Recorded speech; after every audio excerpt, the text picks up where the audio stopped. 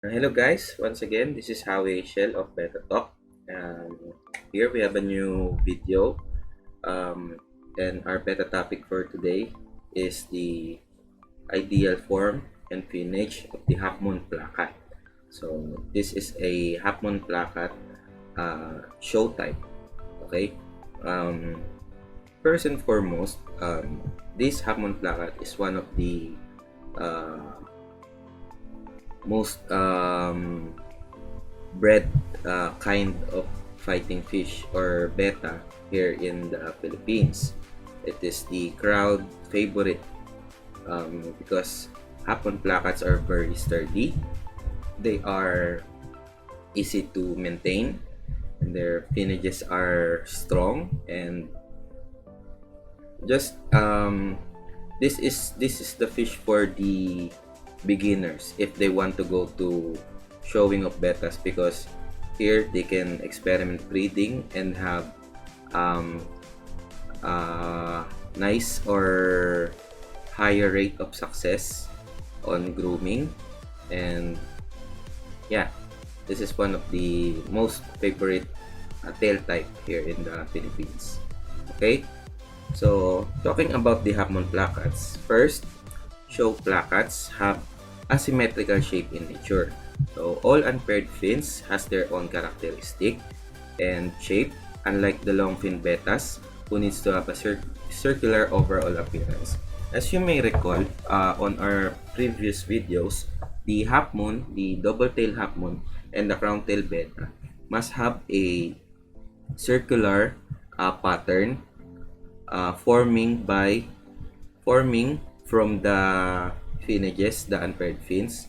The outer edge must form a circular shape, but on Halfmoon Plakats, since they are asymmetrical, they have their own shapes. The dorsal, the caudal, and the anal fin have their own shapes, and uh, we do not need the circle overall appearance of all unpaired fins. Okay, so each unpaired fin should match the volume of each other.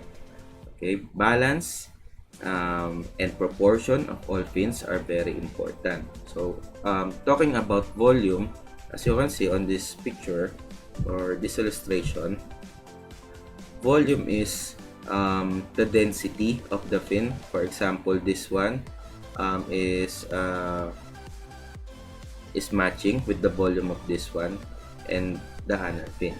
Okay, so if the volume is not balanced, maybe this one is narrow or small, then this one is big, and the anal is same as the caudal, then the volume will be different. So in Halfmoon Plakats, all unpaired fins should match the volume of each other. Okay, so dorsal fin shape should be semicircular. This one, the dorsal fin, semicircular in shape and preferably snap open as a fan. Ideally, dorsal fin should overlap the top part of the caudal as seen on the blue circle.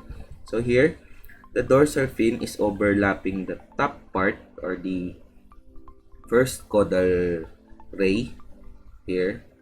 Dorsal overlaps the top part of the caudal. Ideally, that's what we need to see on our Halfmoon Plakats.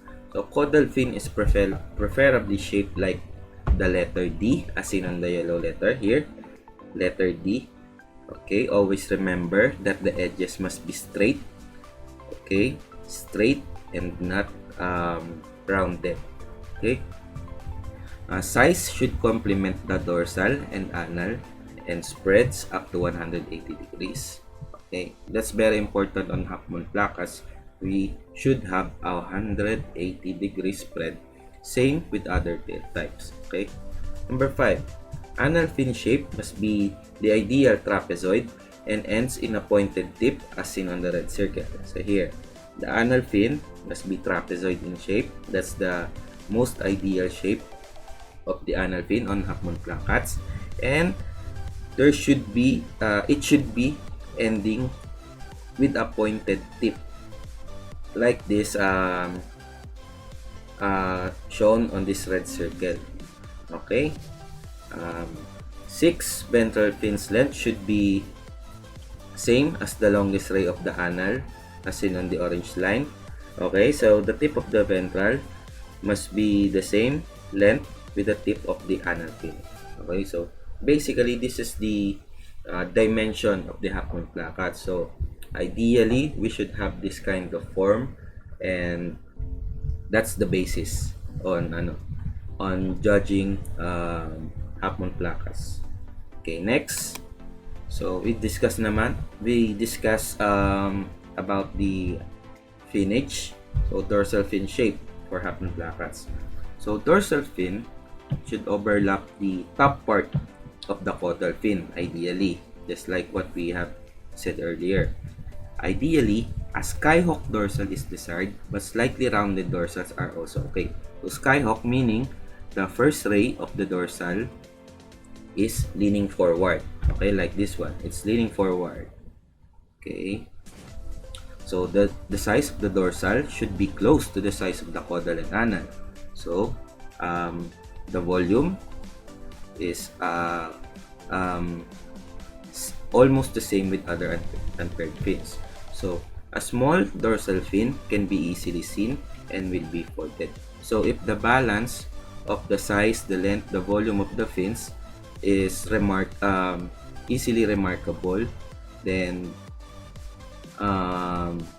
if the balance is affected, then the fish will look different and will be folded. Okay, so there should be no few short rays on the front of the dorsal fin. Here there should be no short rays here. It should be one straight long primary ray. Okay, so ideally the whole spread of the dorsal fin should not overlap the body of the fish. So the dorsal fin should be ending here. So because some fish have over branching on their dorsal, the dorsal tends to overlap with the body, and that is not ideal. Okay, then we see that it is overlapping with the caudal, and that's good, the top part of the caudal. So next, caudal fin shape for Halfmoon Plakat. Number 1, caudal fin must have a 180-degree spread and should resemble a capital letter D. Okay, this one, capital letter D and 180-degree spread, or half a circle. Okay, here, this one is important. Over Halfmoon caudal is not favorable against a normal 180 degrees caudal. So what are over Halfmoon caudals? So they are the caudal types that extend above 180 degrees, like 185 to 190 degrees, or some maybe even more. So those kind of caudal fins are not favorable on judging when competing against a normal 180 degrees. So even though those over Halfmoons are not faulted, but it is not favorable. So they are balanced in judging. So no bias on judging whether you're over Halfmoon or not. Okay.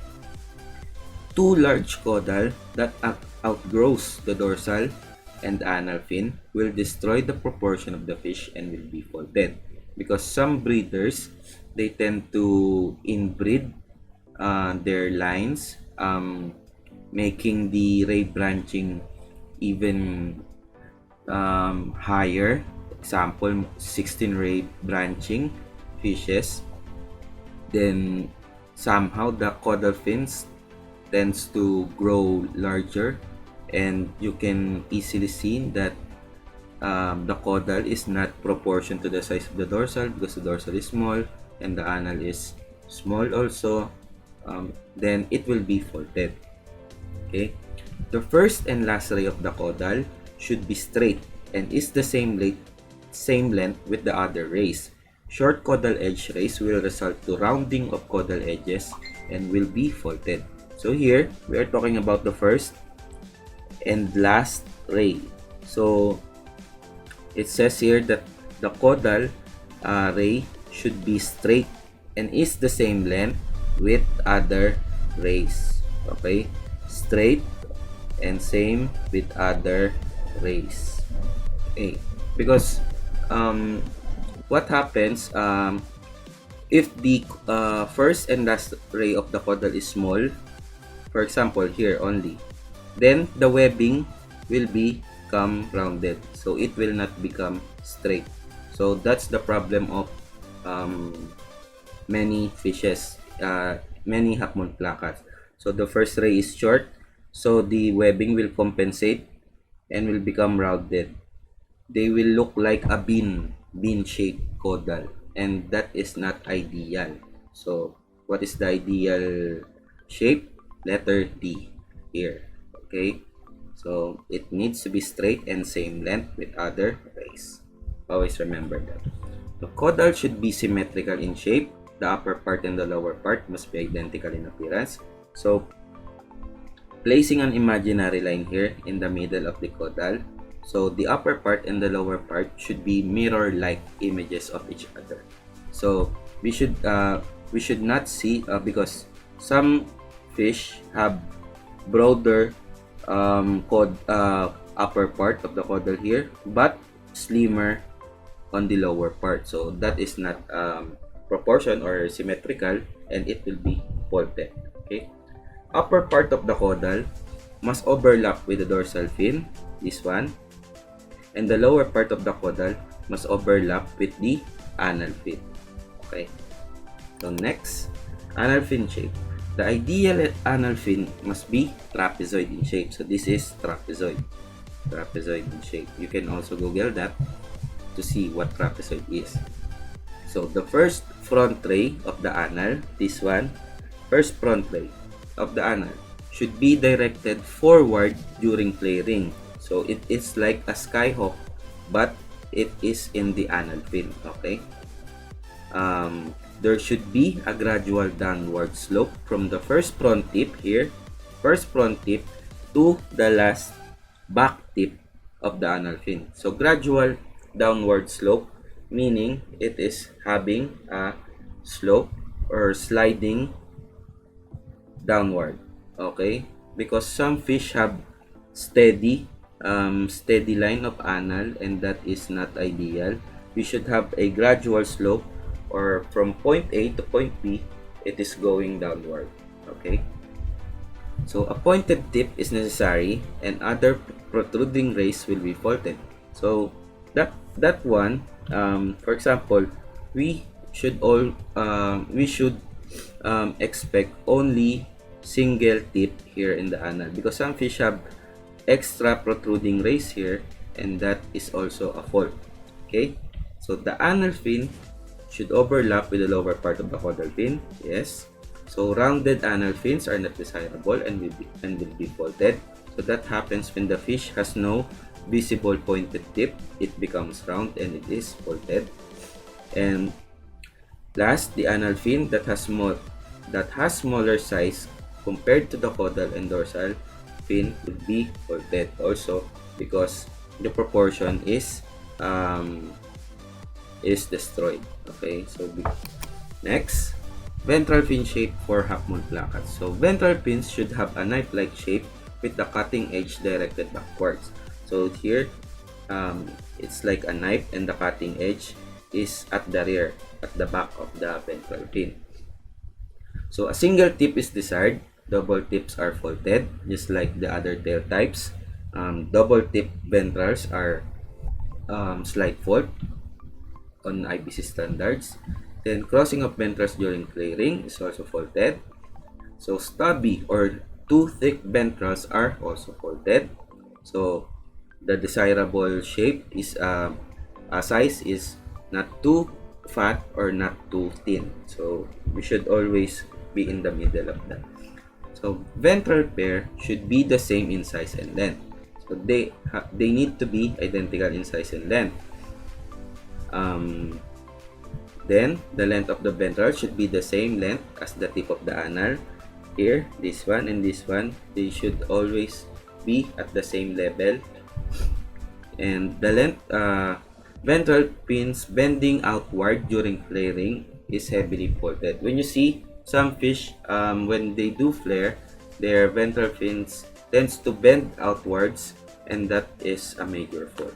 Okay, so guys, I hope you pick up some important information about the ideal form and finish of Halfmoon Plakats. So these are just basic knowledge about their form and finishes. And I hope you guys enjoy this episode. Thank you for watching, and for those who are not yet subscribed, please do subscribe on my YouTube channel, and it will help me a lot. So thank you guys. See you again on our next episode. Bye.